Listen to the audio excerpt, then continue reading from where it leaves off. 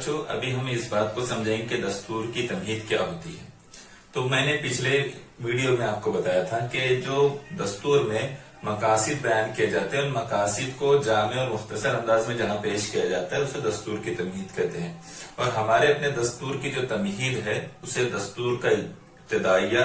یا دستور کا پیش لفظ بھی اسے کہا جاتا ہے۔ اب یہ تمہید میں کیا بیان کیا جاتا ہے؟ تو اس تمہید میں چند ایک اہم باتیں بیان کی جاتی ہیں، جیسے جو ملک تشکیل پا رہا ہے یا جو ملک ہے تو وہ کس طرح کا ملک ہوگا، اس کے مقاصد کیا ہوگے، اس کے اقدار کیا ہوگی، اس کے اپنے نظریات کیا ہوگے، یہ تمام باتیں جو ہے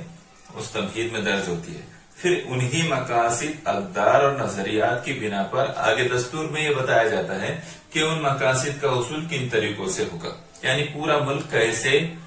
تیار ہوگا یا پورا ملک کیسے چلے گا۔ اس میں اور ایک اہم بات ہے ہمارے دستور کی تمہید میں کہ اس کا آغاز ہم بھارت کے لوگ اس سے شروع کیا گیا ہے۔ اس میں کچھ اصطلاحات بیان کی گئی ہے، جیسے مقتدر حکومت، سماجوادی حکومت، انصاف، اخوت، اس طرح آزادی، اس طرح کی کچھ باتیں اس میں اصطلاحات کے طور پر بہت اہم اور جامع انداز میں بیان کی گئی ہیں۔